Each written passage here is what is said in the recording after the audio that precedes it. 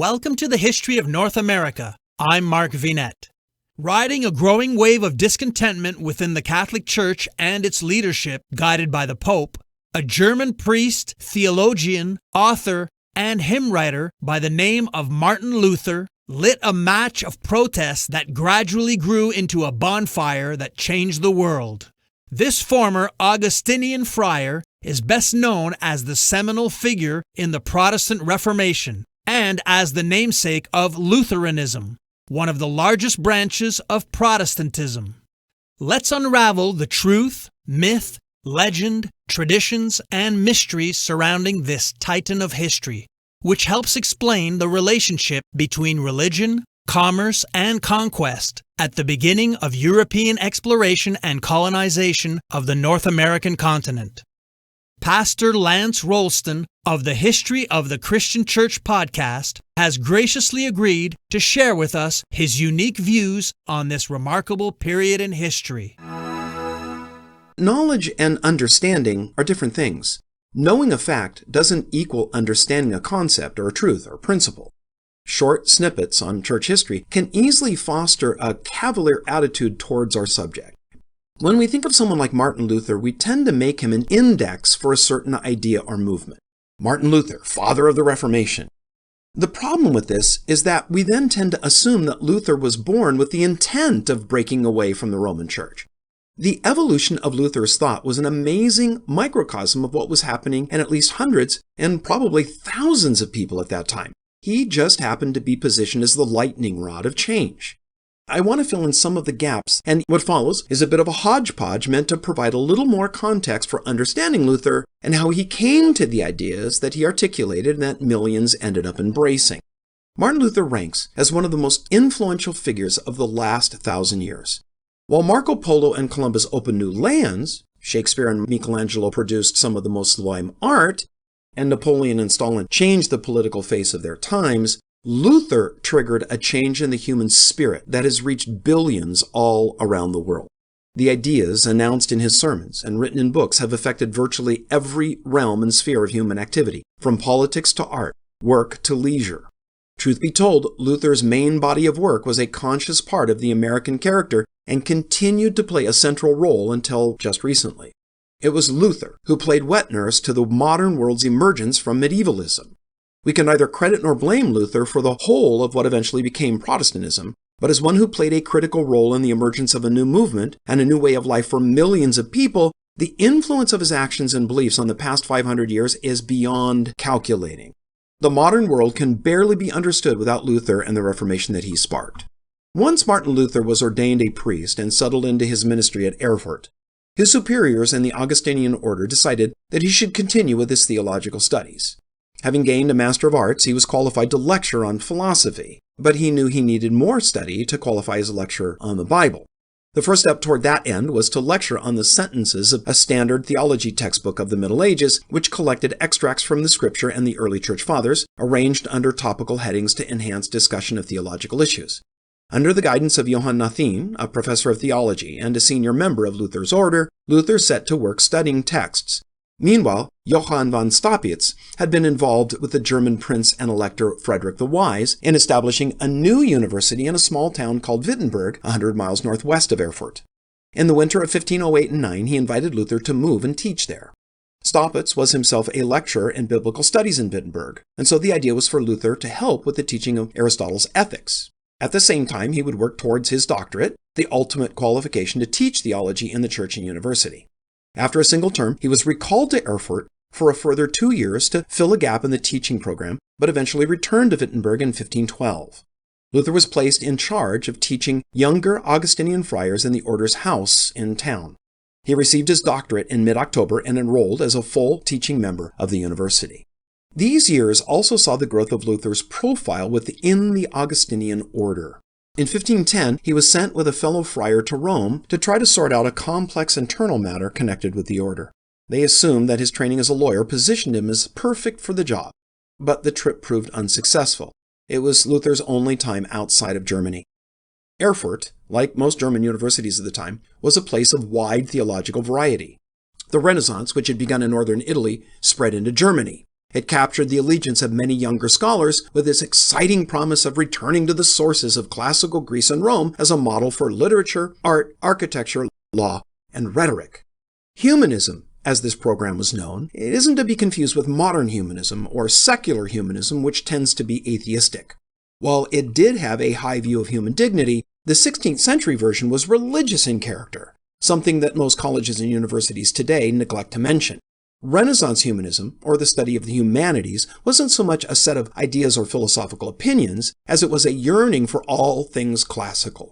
The great motivating desire was to acquire eloquence and skill with words and language. So, everything was devoted towards a new kind of education, which involved making the study of classical texts possible, as these were thought the best models for eloquence available.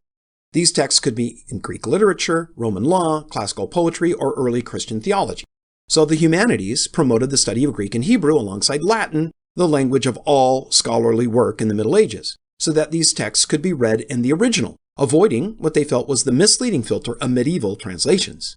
For the humanist, lengthy medieval interpretations simply got in the way of the brilliance of the original authors. Humanists wanted a direct encounter with the original text of classical authors, the Bible and the Fathers, rather than have all that muddied by an extra layer of explanations made by lesser, more recent scholars writing in crude and verbose medieval Latin. So, using the recent invention of the printing press, humanists produced a whole series of ancient Christian texts, which made a new kind of scholarship possible. 3 works in particular were important. First, in 1503, Erasmus published the Enchiridion, or Handbook of the Christian Soldier. It laid out a program for reform of the Church. Second, in 1506, an 11-volume edition of the works of St. Augustine appeared. For the first time in centuries, it was possible to read the greatest authority in Western theology in full, in context, and without the help of medieval commentators. And third, the most important was Erasmus's greatest achievement, his Greek New Testament, which was published in 1516. Although this edition was not as reliable as it might have been, since Erasmus had a limited number of texts to work from, it became the first ever printed edition of the Greek New Testament text, so that for the first time, theologians all over Europe had the chance to compare the standard Latin Bible text with the original, and when they did, a number of disturbing things emerged. So the work of Erasmus and other humanists played a major part in loosening the hold of the Church's authority in the minds of many educated lay people. Luther was known for his knowledge of classical writers. He likely attended lectures by humanist teachers. This was the theological landscape at the time that Luther's mind was being formed. Luther believed that as long as he did his best, God would give him grace to help him to become better. Humanist texts allowed him to study the great authorities of the Bible and the Fathers with fresh eyes. From 1509 to 10, he studied Augustine's works and Lombard sentences, and some of the notes that he made in the margins of these works have survived to this day. They show him to be a not particularly original adherent of the theology of the modern way. He'd followed his teachers well, and there was little sign at this stage of his development of a departure from them. Luther was often plagued by bouts of depression. He wondered whether God really did hold good intentions towards him, sensing rather the stern stare of Christ as judge, demanding from him an impossible level of purity. He wondered whether these feelings were evidence that he wasn't chosen at all, but that he was among those destined to be damned to eternal suffering. On the shelves of the library of the Augustinian Friary in Erfurt were copies of several works by Bernard of Clairvaux. Now, Bernard was something of a hero to monks like Luther, having developed a rich spiritual theology in the 12th century, and lots of advice on the spiritual life. Luther read these and heard them read over meals. He noticed Bernard's close attention to Scripture and a piety which kept returning to the sufferings and humility of Jesus. Bernard advised his readers to meditate on the cross of Christ, especially when they were anxious or depressed. One of the virtues gained from such meditation was humility, a virtue greatly valued by God. Bernard said that humility's abiding image was the crucified Christ, and how God used the experience of suffering, even seasons of doubt, to bring humility to the human soul. That proved a tonic to the oft-tormented Luther. This emphasis on the Scriptures and pondering the cross, passed on by earlier scholars like Bernard and Augustine, plowed and planted the field of Luther's mind for the fruit that it would later produce in the central doctrine of the Reformation, justification by faith alone. A recent biographer called Martin Luther a catastrophe in the history of Western civilization. If we look only at the religious wars which were a part of the Reformation, that verdict may seem fair. But if we widen the criteria of our evaluation to Luther's role in calling the Church to a simpler, more just and communal vision, in puncturing the conceited abuse and power of hierarchical oppression in a moribund institution which nearly all admit was grossly corrupt, not to mention the inspiration which his theology has been to countless people over the centuries since, that judgment isn't anywhere close to fair. Luther was a man of immense personal courage, fierce intelligence, and furious stubbornness. A mind steeped in the theology of his time, an ability to see quickly to the heart of an issue, and an eloquence that enabled him to express his ideas with clarity was a powerful mixture. He inspired deep loyalty, even ardent love on the part of his supporters. He had a capacity to enjoy life in a huge way. Luther was a man with deep flaws, who made enemies as quickly as friends, and whose brilliant language could be used to hurt as much as to heal. He could be both tender and sharp, and his absence left an irreplaceable gap. As put at Luther's funeral, now they were, quote, entirely poor, wretched, forsaken, orphans who had lost a dear noble man as our father, unquote. This was Luther's enduring legacy. American black civil rights icon Martin Luther King Jr. was born Michael King Jr. to Pastor Michael King and Alberta Williams. In 1934, King Sr. traveled to Berlin on church business and visited sites in Germany associated with the Reformation leader Martin Luther. On returning home, King Sr. changed his name to Martin Luther King and his son's name to Martin Luther King Jr.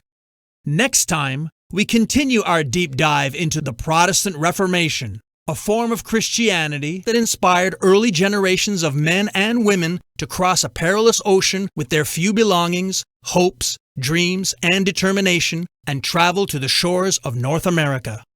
I'm Mark Vinette, and I hope you're enjoying the ride.